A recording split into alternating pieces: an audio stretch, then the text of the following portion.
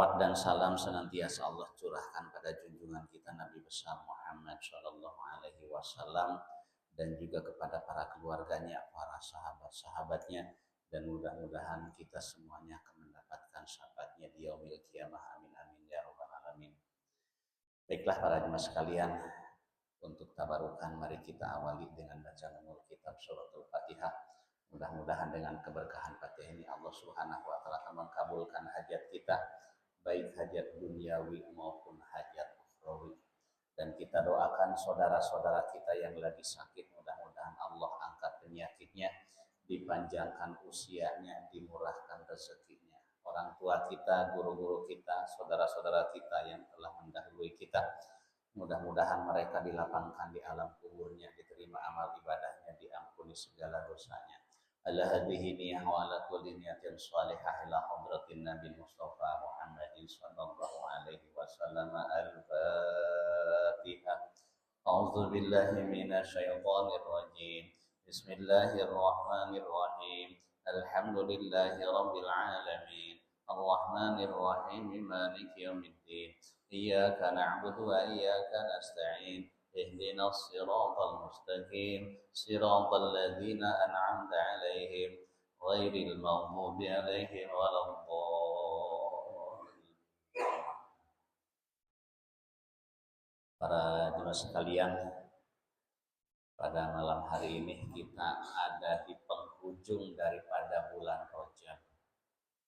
Malam tanggal 29 bulan Rajab.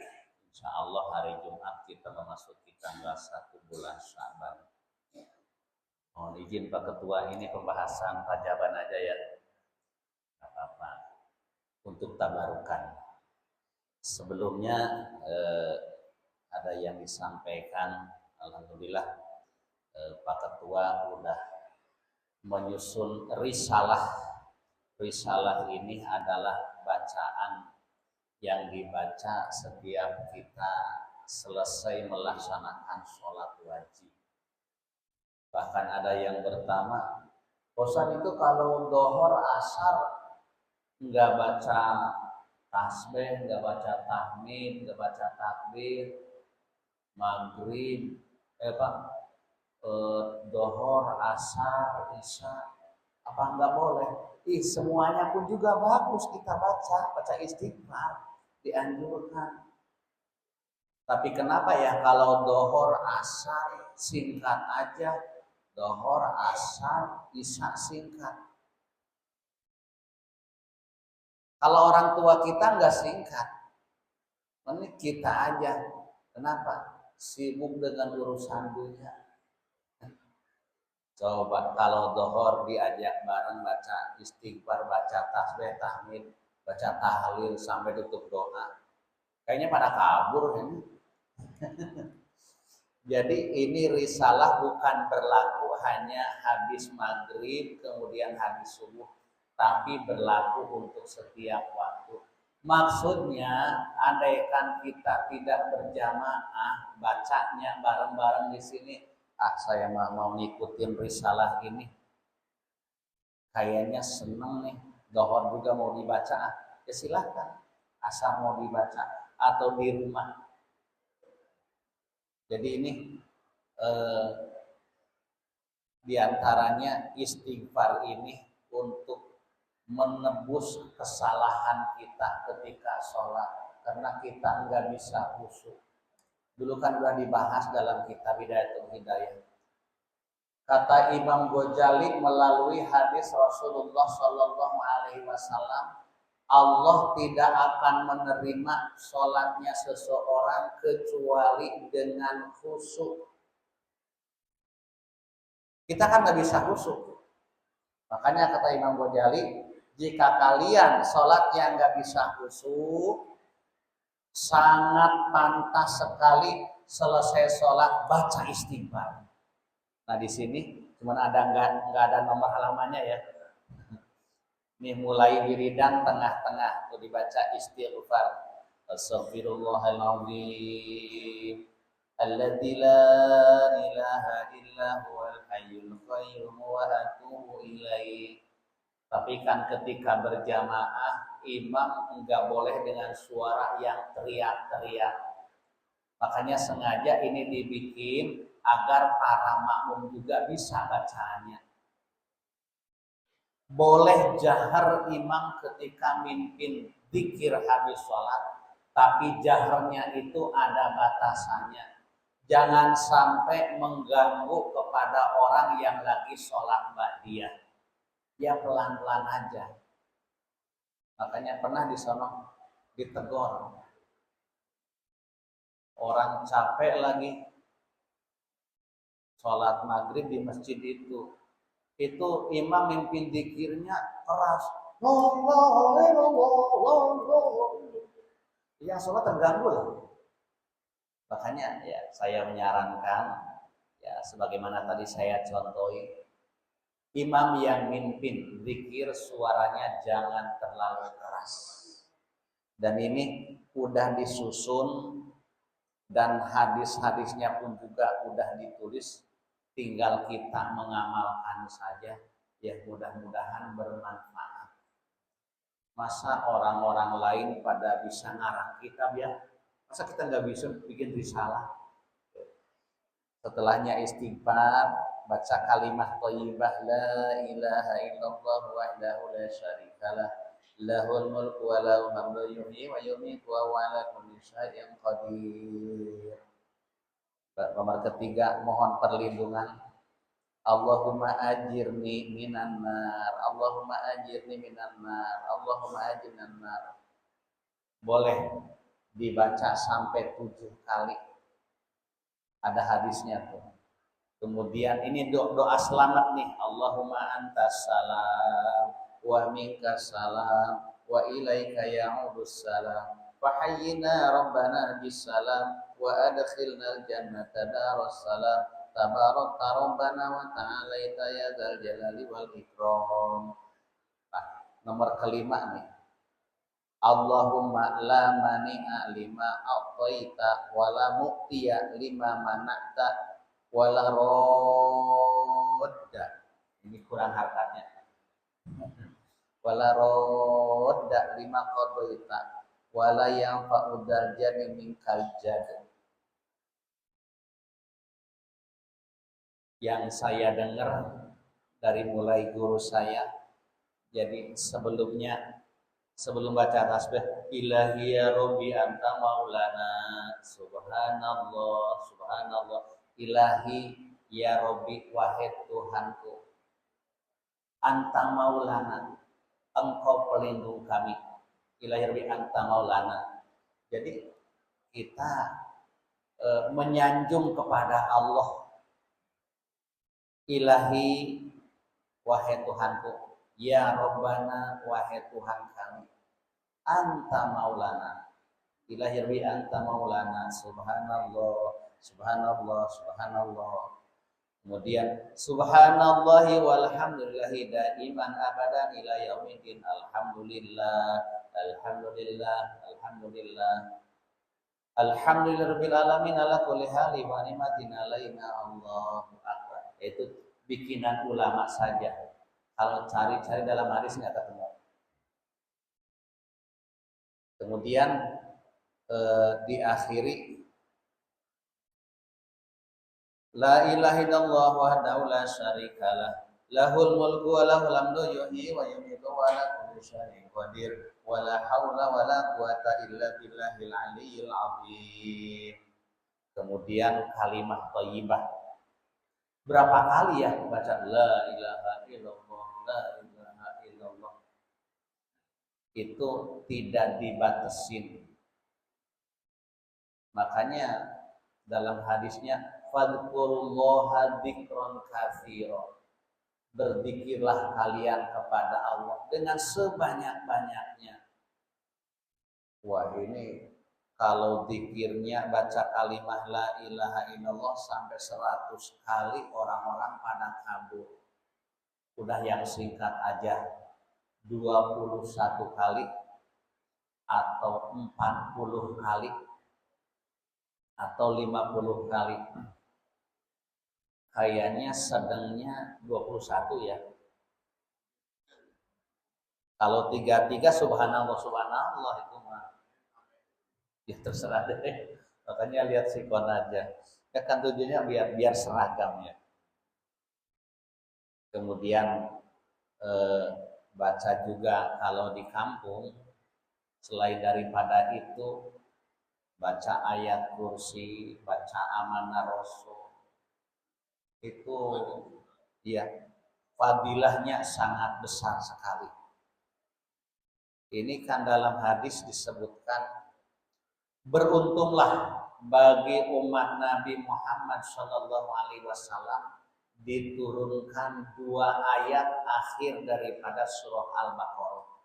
Nah, kita nyambung aja nih tentang Isra dan Mi'raj, karena ada hubungannya akhir daripada surah Al-Baqarah. Setelahnya Rasulullah SAW diisrokan dari Masjidil Haram ke Masjidil Aqsa, kemudian beliau dimi'rajkan, dinaikin menembus 7 lapis langit. Nah, sebelumnya kita bahas dulu apa sih hikmahnya Nabi Muhammad SAW Isra-nya dari Masjidil Haram ke Masjidil Aqsa, bukan ke tempat yang lain. Dan memang pada waktu itu masjid baru 2, masjid yang dikenal Masjidil Haram dan Masjidil Aqsa yang ada di Palestina, disebutnya Baitul Maqdis. Bait itu rumah, Al-Maqdis yang dibersihkan. Kenapa enggak disebut Masjidil Haram? Kalau di Mekah Masjidil Haram, masjid yang dimuliakan. Karena dulunya tempat itu digunakan melakukan perbuatan yang diharamkan oleh Allah. Apa yang diharamkan oleh Allah? Digunakan melakukan kemusyrikan. Orang-orang musyrik mereka memasang patung di atas Ka'bah, jumlahnya 360 patung. Jadi sebelum terjadi patah Mekah, antara muslim dan kafir tempat ibadahnya sama. Orang kafir menyembah berhala, orang musyrik menyembah berhala. Kalau orang mukmin menyembah Allah. Makanya setelah terjadi patah Mekah, itu patung-patung dikikis habis, dihilangkan semuanya. Berikut orang-orang musyriknya pun juga enggak boleh berdomisili di tanah haram Mekah. Maka ketika Rasulullah SAW pada tahun ke-8 Hijriah masuk ke Masjidil Haram, beliau sambil memegang anak panah ditunjukin ke berhala-berhala yang ada di atas Ka'bah sambil membaca ayat Qul ja'al haqqu wa zahaqal batil innal batila kana zahuqa. Itu dalam surah Bani Israil juga. Patung-patung itu pada berjatuhan, padahal tidak disentuh oleh Rasul. Ja'al haqqu wa zahaqal batil innal batila kana zahuqa. Kebenaran pasti muncul, kebatilan pasti hancur. Gubrak, semuanya berjatuhan. Kemudian dibuang. Berikut orang-orang musyrik pun juga tidak boleh berdomisili di tanah haram Mekah. Maka tahun itu juga dibikin batas tanah halal Mekah dan tanah haram Mekah, tanah halal Madinah dan tanah haram Madinah. Maka disebutnya Ardul Haramain, 2 tanah yang dimuliakan, Mekah dan Madinah. Ketika Rasulullah SAW membacakan ayat Subhanalladzi asra bi 'abdihi laila minal masjidil harami ila masjidil aqsa, Abdullah bin Salam mengatakan, karena Baitul Maqdis itu adalah tengah-tengah dunia, kata Rasul kepada Abdullah bin Salam, sodaka, benar sampean. Ini Baitul Maqdis itu adalah tengah-tengah dunia. Dan Baitul Maqdis itu pas atasnya pintu langit. Pintu langit.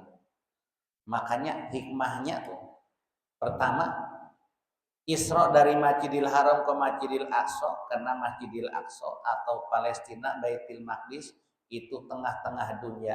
Yang keduanya karena atasnya itu pintu langit tempat naik turunnya para malaikat. Dan di Baitul Maqdis itu ada batu besar. Itulah batu yang turun dari surga Firdaus dipakai menginjak ketika Rasul Mi'raj. Maka saya pengen Haji Taufik ya ke Palestina, ya umroh sambil Palestina. Makanya tolong koordinir biar kita berangkat umroh. Emang kalau nggak dipaksain nggak bakalan berangkat, harus dipaksain. Kalau ibu-ibu pada rajin, sekarang aja masa juga ngumpulin, ya udah terserah deh. Saya emang nggak bisa ngebujuk bapak-bapak. Kalau ibu-ibu kan pada pintar ngomong kan, bahkan maksa-maksa sama lakinya. Mas, orang lain berangkat umroh masa saya enggak, malu dong. Suaminya kan tertarik juga. Ya juga ya. Orang-orang lain pada berangkat umroh, kalau bini gua enggak berangkat, malu juga. Kan berusaha lakinya juga. Pokoknya kalau keinginan istri pasti diikuti sama suaminya, apalagi ini kepada kebenaran. Kemudian andaikan Isra Mi'raj langsung dari Masjidil Haram, langsung dari Mekah, itu nanti tidak ada hujat bagi Rasulullah SAW ketika dihujat oleh orang-orang kafir. Karena nanti setelahnya Isra Mi'raj, Rasulullah SAW ngasih tahu kepada penduduk negeri Mekah, pasti mereka itu akan menanyakan tentang keadaan di Baitul Maqdis, tentang keadaan di perjalanan. Emang benar juga, pagi-pagi Rasul cerita sama saudaranya Ummi Hani bin Abi Thalib. Berarti Ummi Hani dengan Rasul itu sepupuan ya. Karena Abi Thalib itu kan saudaranya Abdullah, ayahnya Rasul. Rasul menceritakan, Ummi Hani, semalam saya Isra Mi'raj, saya diperlihatkan kepada arwahnya para nabi dan berbagai macam Allah lihatkan kepada saya. Bahkan saya diperlihatkan ke surga, diperlihatkan ke neraka. Ketika di langit pertama, saya melihat Nabi Adam. Nabi Adam itu saya lihat kalau nengok ke arah kanan senyum, kalau ke arah kiri nangis. Saya bertanya kepada Jibril, Jibril, kenapa sih Nabi Adam kok nengok ke kanan senyum, ke kiri nangis? Wahai Muhammad, anak cucu dia itu yang di arah kanan ahli ibadah. Mereka dijadikan sebagai penghuni surga. Kalau yang ada di arah kiri, mereka adalah orang-orang yang ahli maksiat. Sedih Nabi Adam. Kita juga bisa merasakan seperti itu para jemaah sekalian. Kalau kita punya anak dua aja, yang satu soleh kita senangkan, yang satunya susah diatur, kita sebagai orang tua kan sedih. Ya Allah, kok beda ya? Padahal sama, ini darah daging saya, ini juga darah daging saya. Apa ini dibikin oleh Allah dari tanah sengketa? Bisa beda ya.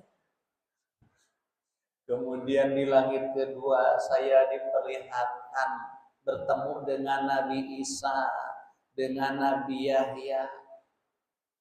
Di langit ketiga saya ketemu dengan Nabi Yusuf yang ganteng.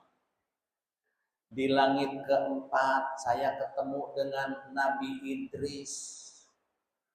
Nabi Idris adanya di langit keempat.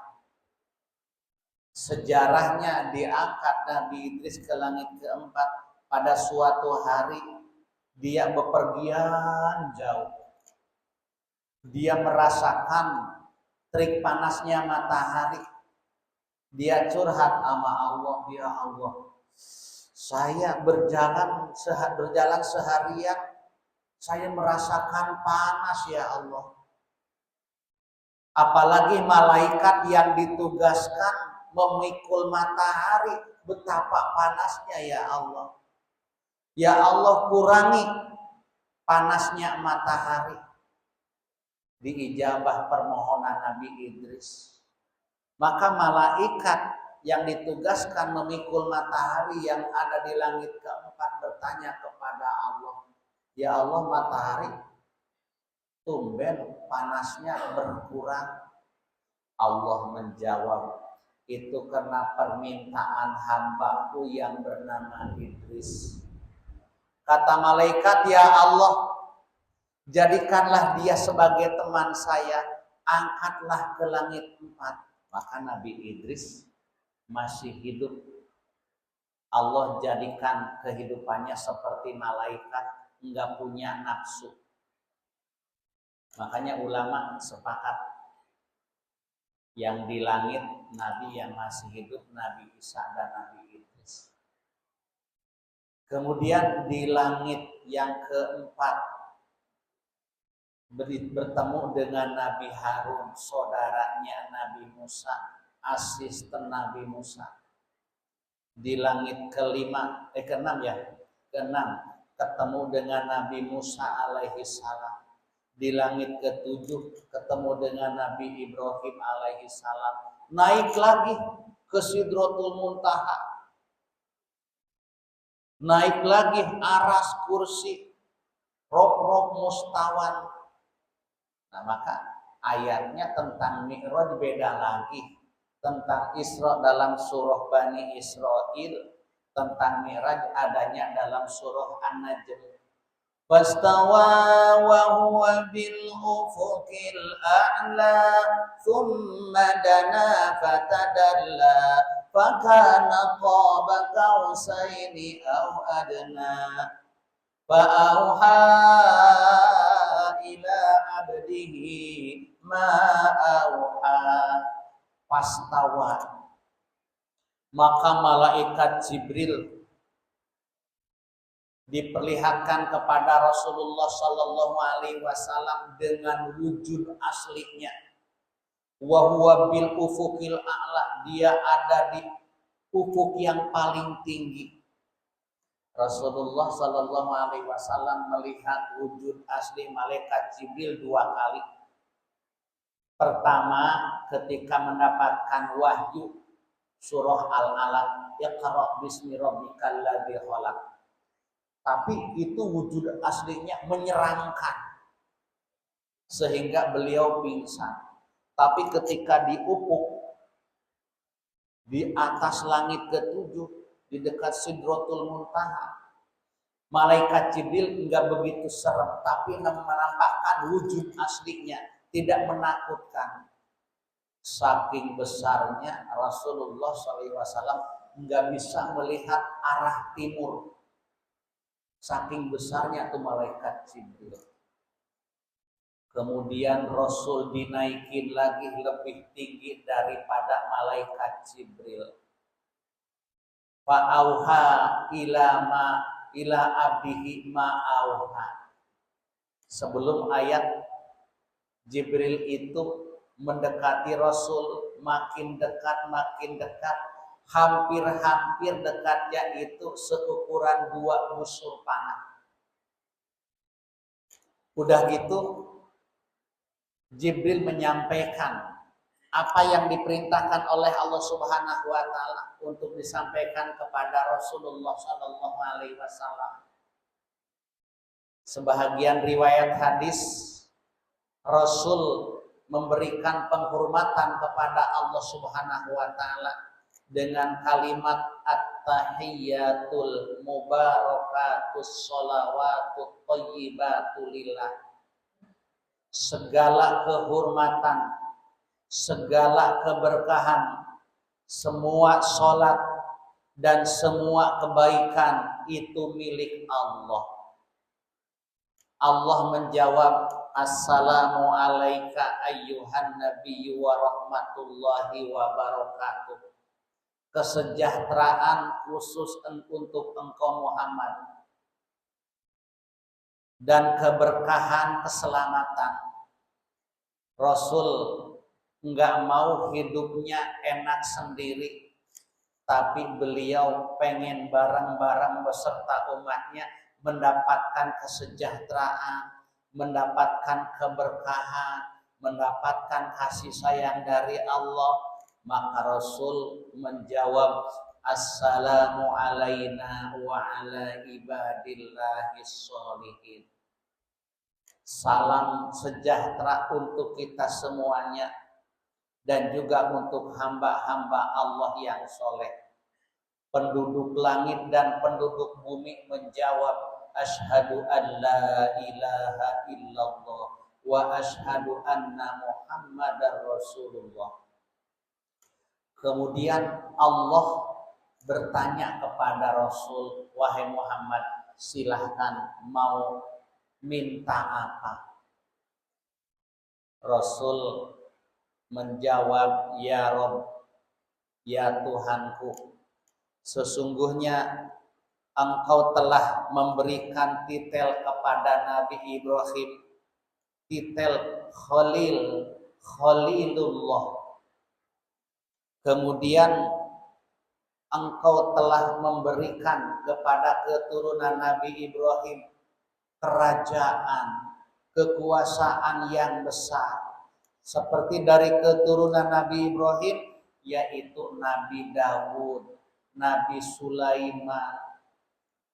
Nabi Daud itu raja, Nabi, Rasul. Kekuasaannya luas, kerajaannya luas. Dan engkau telah memberikan mukjizat kepada Nabi Daud, yaitu burung-burung dan gunung-gunung bertasbih bareng-bareng dengan Nabi Daud. Dan engkau telah memberikan mukjizat kepada Nabi Daud, besi itu bisa lunak. Besi segede tiang juga kalau dipegang oleh Nabi Daud lunak. Seperti kita megang adonan roti, mau dibikin apa saja bisa oleh Nabi Daud. Dan engkau telah memberikan mukjizat kepada putranya Nabi Daud, yaitu Nabi Sulaiman. Jin, manusia, burung-burung bisa tunduk patuh kepada Nabi Sulaiman. Dan engkau berbicara langsung dengan Nabi Musa. Dan engkau berikan mukjizat kepada Nabi Isa, bisa bikin burung dari tanah liat, bisa menyembuhkan orang yang buta asal, bisa menyembuhkan orang yang penyakit kusta, dan bisa menghidupkan orang-orang yang sudah mati dengan izin engkau ya Allah. Saya dikasih apa ya Allah? Jadi Nabi Muhammad merasa iri, nabi-nabi yang lain diberikan kehebatan. Allah menjawab, tertulis dalam kitab Taurat, wa huwa maktubun fi Taurat Habibullah. Nabi Ibrahim Khalilullah, Nabi Muhammad Habibullah. Artinya sama, Khalilullah kekasih Allah, Habibullah kekasih Allah. Cuman kalau Habibullah derajatnya lebih tinggi daripada Khalilullah. Kemudian, aku utus engkau Muhammad untuk seluruh manusia, basyirau wa nadhira, untuk memberikan kabar gembira dan peringatan. Wa syarahtu laka sadroka, dan aku telah lapangkan dadamu. Dalam Quran juga, alam nashrah laka sadrak wa wada'na anka wizrak. Aku telah lapangkan dadamu untuk dakwah kepada semua umat. Dan aku lapangkan dadamu untuk bermunajat kepadaku, kata Allah. Dan aku telah menurunkan bebanmu, beban yang berat kepada Nabi Musa. Rasul memohon kepada Allah agar diringankan bebannya, diringankan oleh Allah. Karena syariat Nabi Musa alaihi salam, kalau pakaian kena najis, kena air kencing, itu harus digunting. Enggak bersih, hanya dicuci dengan air yang suci. Makanya itu kan beban berat. Makanya Allah udah menurunkan bebannya. Cukup kain sarung kita kena najis, dicuci dengan air yang bersih.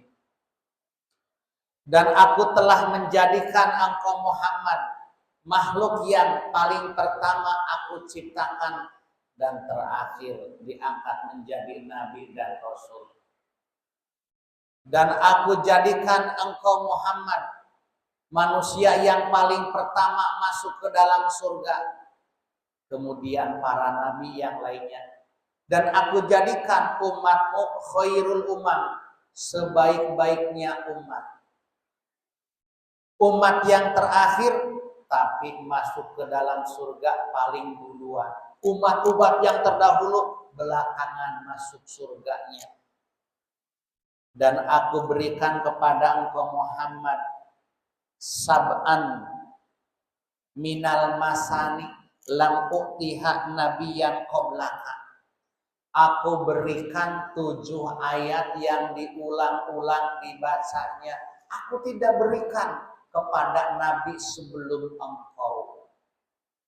Jadi nabi-nabi terdahulu dan umat-umat terdahulu tidak mendapatkan suratul Fatihah. Maka inilah suratul Fatihah dikenal dengan namanya Ummul Kitab. Induknya kitab. Maka sering kita mendengar Al-Quran yang 30 juz itu dikumpulkan intinya dalam suratul Fatihah. Berarti barang siapa yang membaca Fatihah, pahalanya sama seperti menghatamkan Al-Quran. Setelah dikumpulkan dalam suratul Fatihah, dikumpulkan dalam titik baknya lapad bismillah. Apa maksudnya? Dikumpulkan dalam titik baknya lapad bismillah.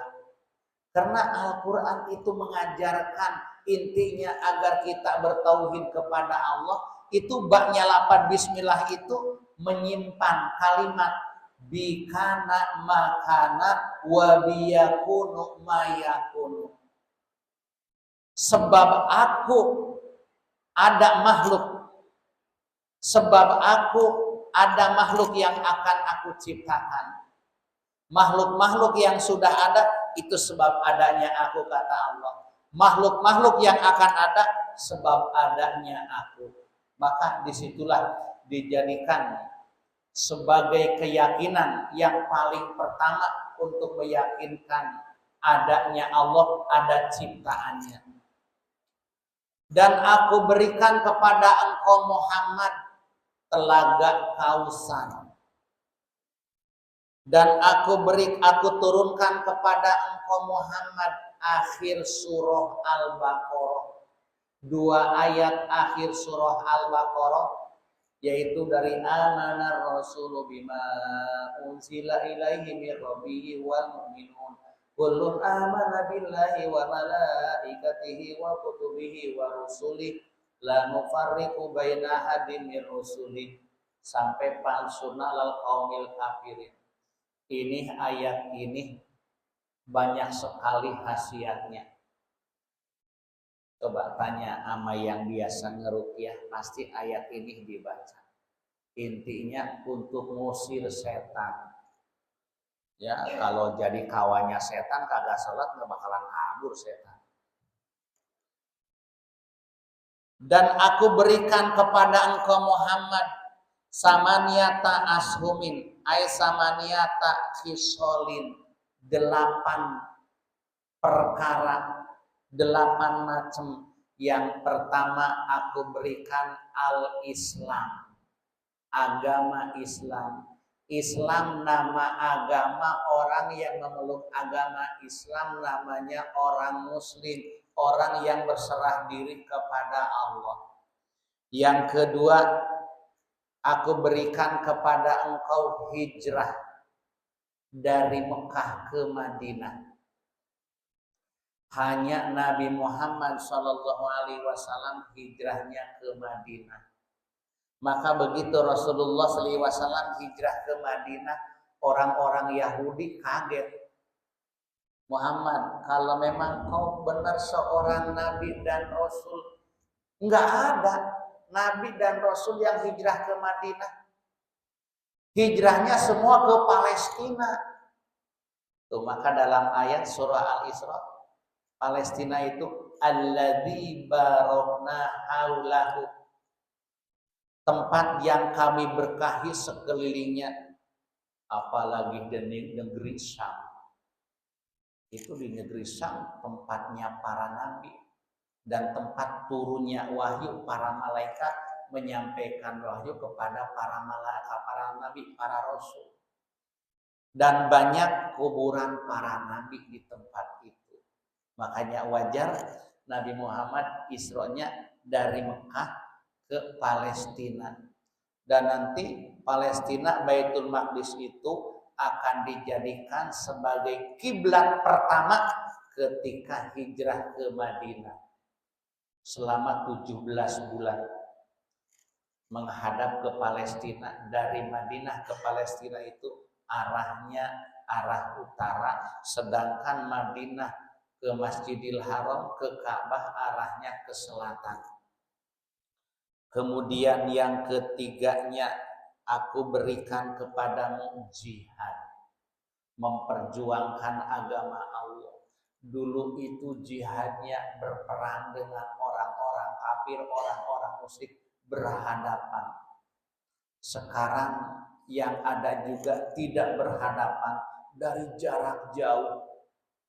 Makanya mati semuanya yang kena dengan tindasan.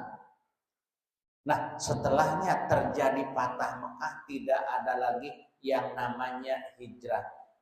Yang ada adalah jihad dan niat. Dan jihadnya itu diartikan kesungguh-sungguhan.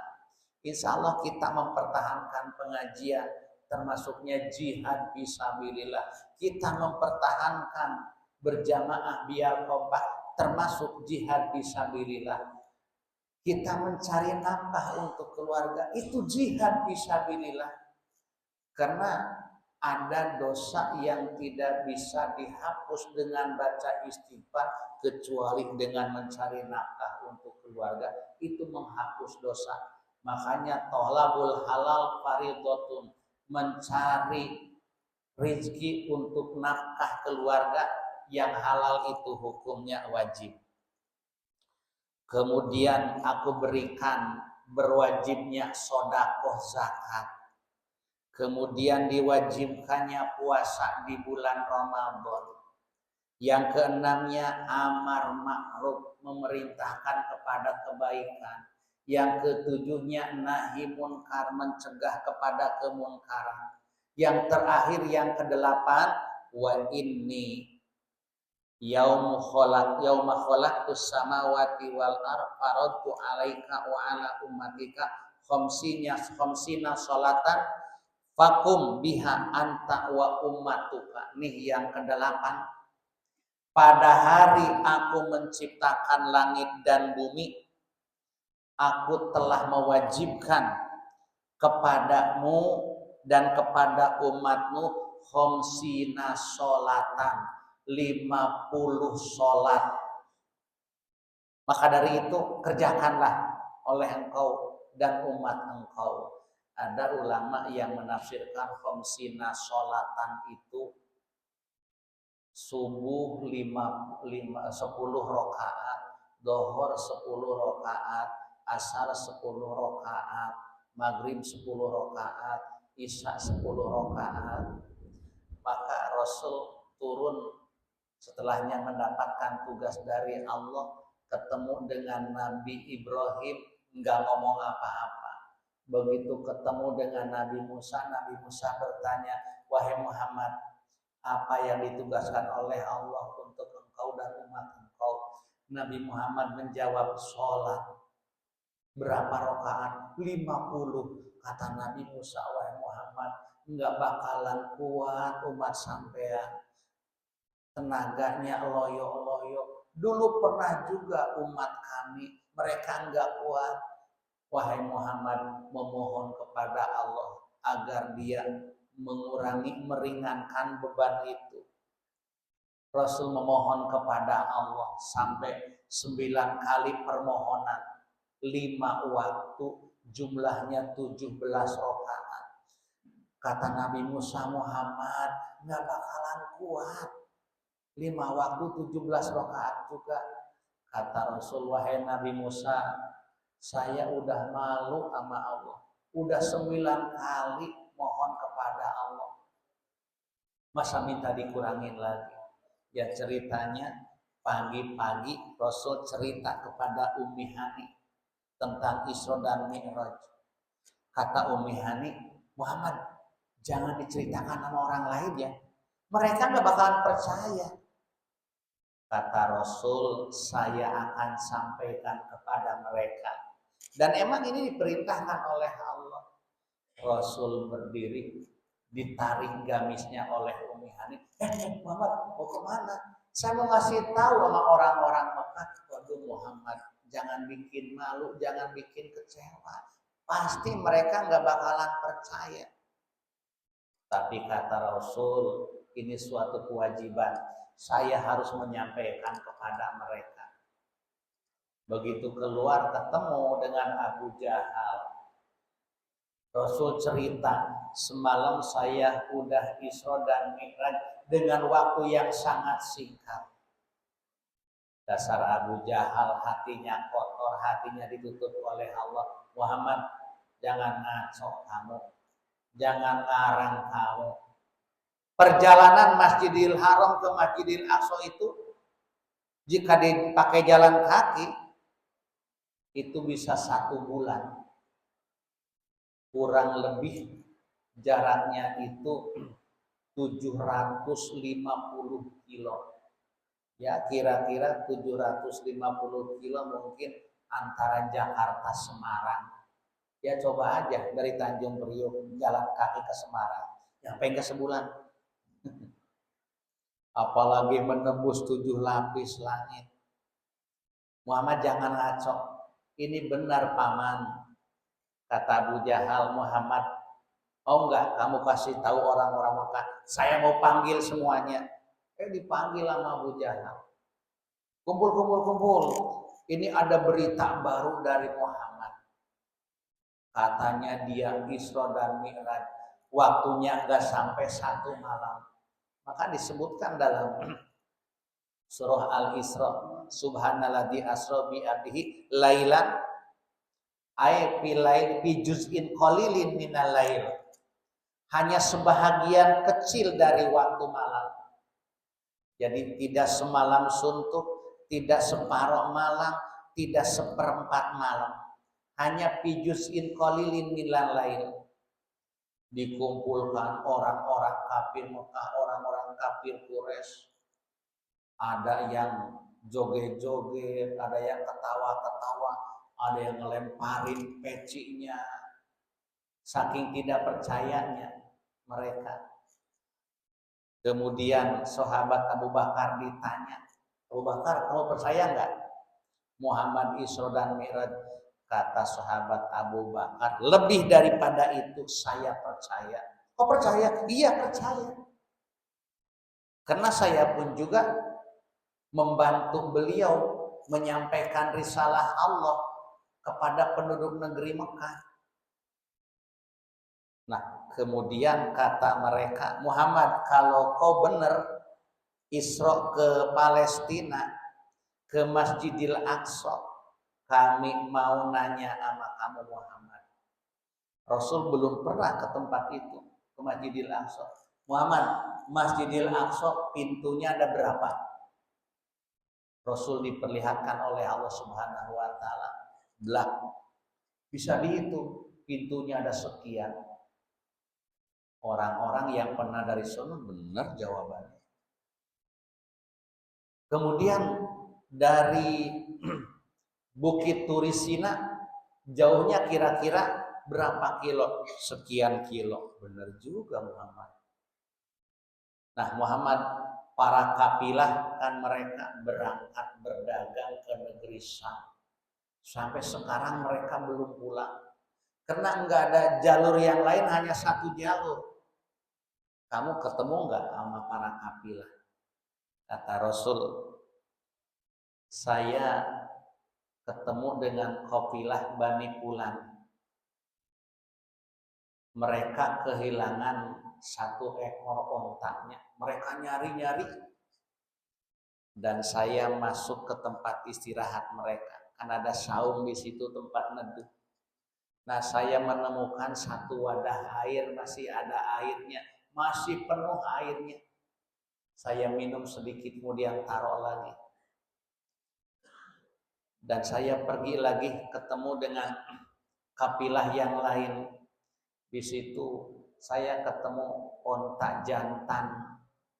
Di atas punggungnya ada 2 karung, warnanya yang satu putih, yang satu hitam. Saya semperin ontaknya, malah lari ontaknya. Teriak-teriak ontaknya. Dan saya ketemu lagi kapilah di Tanim. Itu di atas punggung ontanya itu ada 2 karung, warnanya hitam. Oh gitu, iya. Muhammad, kira-kira itu para kapilah datangnya hari apa? Hari Rabu kata Rasul. Rasul kan Isra Mi'raj hari Senin. Itu ngasih berita ya hari Senin pagi. Rasul Isra dan Mi'raj malam Senin. Itu hari Senin Rasul ngasih tahu. Nanti hari Rabu. Hari Rabu dikumpulkan semua penduduk negeri Mekah, ingin dibuktikan benar apa enggak apa yang diberitakan oleh Rasul ketika di perjalanan. Hari Rabu udah tiba. Pagi-pagi mereka kumpul. Udah agak siang, udah mau dohor, kapilah belum datang. Rasul bermunajat kepada Allah. Ya Allah, kok begini? Itu waktu diperpanjang oleh Allah. Pas menjelang dohor, waktu dohor, kapilah pada datang tuh, mereka datang. Mereka yang datang ditanya, apa yang terjadi ketika di perjalanan? Kapilah cerita, wah ontanya hilang 1 ekor. Benar apa yang dikatakan Muhammad. Kami ketika nyari onta, menaruh 1 wadah air, belum diminum sama sekali. Dan enggak dituangkan ke tanah lagi. Kami tinggalin aja. Berarti benar apa yang dikatakan oleh Muhammad. Kemudian benar apa yang dikatakan oleh Muhammad, bahwasanya datangnya kapilah pada hari Rabu. Yang tidak percaya ada sihrun, ini sihir. Nah, intinya para jemaah sekalian, dari kisah Isra Mi'raj, Allah Subhanahu wa taala mengangkat ruh ma'a jasadihi, ruh dan jasadnya Rasulullah sallallahu alaihi wasallam ke tempat yang sangat tinggi. Ini menunjukkan tinggi derajatnya orang yang menegakkan sholat. Bahkan ibadah yang paling utama, ibadah wajib adalah sholat. Ibadah sunnah yang paling utama adalah sholat. Tidak ada bandingannya yang setara dengan sholat. Maka dari itu dalam Al-Quran kalau kita cari ayat perintah sholat, pasti ayatnya itu wa aqimus sholat wa atuz zakah wa aqimis sholat liduluki syamsi ila ghosaki laili wa Qur'an al-fajr. Enggak ada ayatnya wa if'ali sholat, kerjakanlah sholat, tapi tegakkanlah sholat, dirikanlah sholat bi itmami surutiha wa arkaniha, maksudnya sempurnakan syarat-syaratnya dan rukun-rukunnya, apalagi selesai sholat ditambah dengan zikir-zikir yang kewarin dari Rasulullah SAW. Jadi bahasanya ada wiridan, ada zikir yang warid, kewarid dari Nabi. Nah di sini maka disebutkan hadis-hadisnya.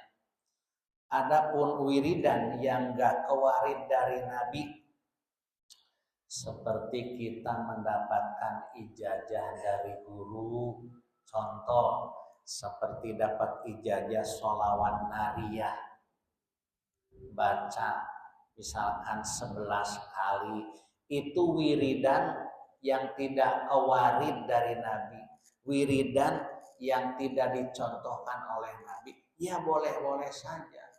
Habis sholat misalkan kita membaca Quran 1 juz, dibiasakan, ya boleh-boleh aja. Masa bid'ah dolalah? Apa itu? Baca Quran saya udah biasa setiap habis sholat baca Quran. Berapa ayat? 1 juz. Bid'ah tuh, karena Rasul nggak baca Quran setiap habis sholat 1 juz. Enak aja bilang bid'ah. Jangan gampang sekali nyalahin orang lain sebelum kita mengetahui dengan sejelas.